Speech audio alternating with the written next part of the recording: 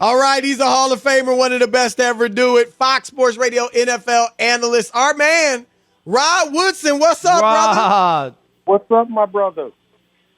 It's good to talk with you, my man. Look, I'm going to start with, maybe this will be a little fun, but, you were a guy known for sticking, known for nailing dudes and taking names. When you saw Teddy Bridgewater avoid Darius Slay, did it make your blood boil, or did he do the right thing as a quarterback? Man, first, it's a contact sport. We do play contact football. I know there's a lot of flags thrown and stuff of that nature, but we play in the National Football League. It's a contact sport. We have helmet, we have shoulder pads, thigh pads. We got a bunch of pads. Bro, you got to tackle the dude, man. You can't. That is, I don't know what his fellas are telling him, but if he was in our locker room, he would have made the tackle. First of all, he was in our locker room. That's the first thing. But in not making that tackle, oh, man, I think if I was a player with the Denver Broncos, I would have lost all respect.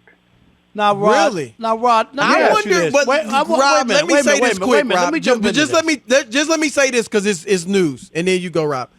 He must have heard it from somebody, Rob, because after the game yesterday, he just explained why he didn't do it, and he seemed to be fine with it. And today he came out and apologized and said he should have. So there must have been players in the locker room who felt exactly the way you feeling. All you have to do is just dive, at least make an effort, dive to the ground. But to put your head down and put it right back up and just let him run right by you, like that was bad, man. I mean, when I heard about it, I said it couldn't be that bad. And then I saw it and I'm like, oh, bro, really? Like that's no effort. That shows me you're not a competitor. And okay, maybe you get hurt, maybe you don't. That happens. Only thing, Rod, and I agree, the effort, there was no effort there, but Teddy Bridgewater went through a horrific injury, which sidelined his career and almost ended it. And I'm not trying to make an excuse for him, but he was hurt. I mean, very bad. Does that factor in? Yeah. I mean, no. You don't take any compassion for him. I'm just asking about that. I have empathy for him getting hurt back in the day. Because I don't want to see any player get injured to the point where they can't play, right? It happens. But when you get injured and you come back, you got to move on from that.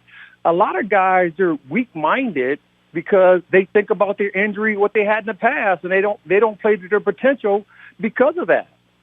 And who gets the not the bad rap, but who gets the bad play? Your teammates get it because you are holding on to the injury that you had before. You got to get over that, and you just got to go play football. I mean, I'm an old school guy. Like, I need my quarterback to be tough. I need an old school mindset from the guy where you don't have to be a trained killer, but at least Teddy could have bit his mouthpiece and dove at his feet. No, I agree with that. I don't think that you just pull up, but I think that it's unfair to think that it was just because he didn't want to tackle a guy. I don't believe that that's Teddy Bridgewater. I think he was thinking about it getting hurt. At the end result, though, he didn't tackle the guy because he didn't want to get hurt. Well, I know, but everybody. I mean, it would be great, and I don't want to belabor it, but people have your experiences shape you in a spot where, I don't know, Cam Newton didn't go for a loose ball in the Super Bowl. Do you remember that? Yep. That and I would have said something to Cam. I would have said something with him at 6'5"? Yes, I would have. And he's bigger than me. Hey, but what you do with big trees, you chop them down anyway. But anyway, to me, I'm old school, and I got a stronger mindset. Listen, I've had 5 knee surgeries, had an ACL, had a microchondrial fracture defect in my knee, still played on a strained MCL when we played the Cleveland Browns back in the day, when we played them 3 times in the regular season and beat them in the playoffs. My mind is different than that. So my mindset is, even if I got hurt 2 years ago, and then I'm coming up to that same situation where I need to make a play, I don't think about that play anymore. That play's done. I go to the next year, and I'm giving the best version of myself to my teammates on that play. And that's what I'm saying. Teddy didn't give his best effort to his teammates, and that's unfair to his team. Let's switch over to the game tonight. Go ahead, Rob. Yeah, I want to ask him about Matthew Stafford tried to get it to OBJ deep down the field, threw a pick. Obviously, it's just early on, and it's no big deal at the end of the world. He's going to throw picks. But OBJ having to fit in when the guy, I mean, obviously he's dying to play with a guy who can throw him the football, but he hasn't been that productive really, or that great or star the last 3 or 4 years. What do you think about him with the Rams, and can he fill that role, or we still have to wait and see? I think we have to wait and see. I think the skill set is still there. Obviously I'm not going to harbor where he was at. But when you go from Matthew Stafford status, I think he can make all throws on the football field. Unfortunately, he played most of his career in Detroit, so a lot of people don't know about his talent. And OBJ is kind of the same way. People know about OBJ more so not because of his talent, but because of just the noise that he makes, right? Or his parents might make on social media. Right. The guy is an extremely talented football player.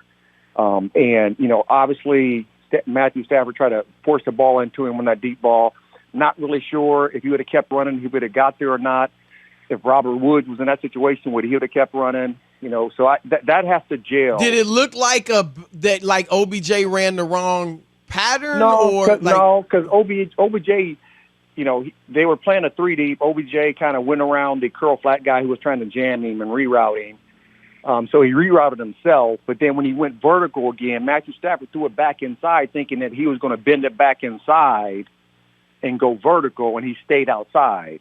And so it's really chemistry, and they gelling together. Okay. I think at the end of the day, this is a very talented football team. Getting Von Miller, getting OBJ. But just because you're a talented football team and you have a lot of talent on one side or the other doesn't mean you're going to win a lot of football games. They still got to gel. They still got to play together. And I think that's work in progress with OBJ, and it's going to be work in progress with Von. We mentioned Cam Newton earlier. It looks like he'll start next week. What do you expect to see from him going forward this year? I think we're going to see what we saw, the tidbit of the little bit what we saw this past weekend, and what we saw the first of the year last year before he got COVID. That was good. He was playing really, really well. Cam has been there, so he's done it, right? He understands what he needs to do to play football. He understands what he needs to do to play at a high level. He knows who he is, and I think you got to hope that Rule understands who he is and plays him in that role.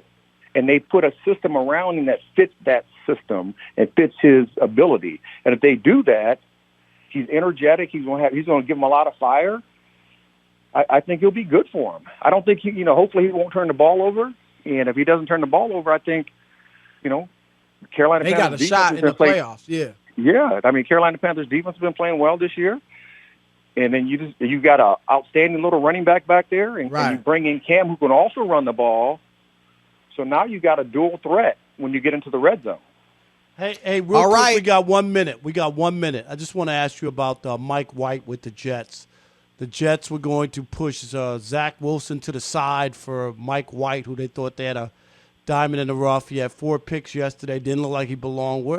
What does that say about an organization that would take a guy off the scrap heap and push their draft pick, the second overall, to the side? I mean, I'm not going to blame the players, because it seems like every player that comes through there just doesn't play to their potential, right? And I don't know if it's the player. I don't know if it's the organization, and I just don't know. I've never been in that building, so I really don't know what it's all about. I'm confused every time I see a Jets uniform and how how they don't put everything together. How they're still in the NFL? I'm just, because like in soccer, right, if you don't play to a certain level, when you go out, you're out of the majors, right? Maybe the NFL should add 2 more teams, right?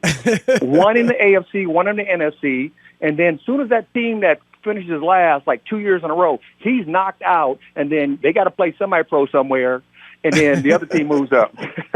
Maybe you'll get better play then. Crazy. Hey, it's bad. I'll tell you that much. All right, Rod, great stuff as always, brother. We appreciate you. I appreciate you guys, man.